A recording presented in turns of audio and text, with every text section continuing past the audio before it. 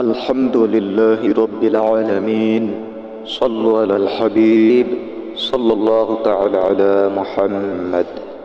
প্রিয় ইসলামী ভাইরা, আজকে আমরা এমন একটি আমল সম্পর্কে আলোচনা করব যেই আমলকারীকে মহান আল্লাহ তাআলা 40টি হুর সহ আরও অনেক নিয়ামত দান করবেন। তাই ভূমিকাতে আর নয়, চলুন মূল আলোচনায় প্রবেশ করা যাক।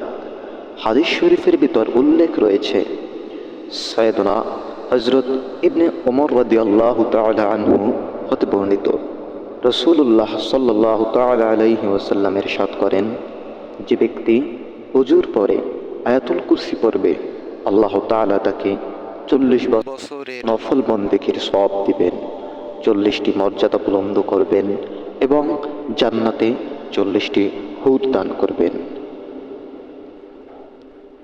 প্রিয় ইসলামী ভাইয়েরা, স্মরণ রাখা দরকার যে আয়াতুল কুরসি পড়া হয় সূরাতুল বাকারা এরকম ইসলাম ভিডিও পেতে আমাদের চ্যানেলটি সাবস্ক্রাইব করুন।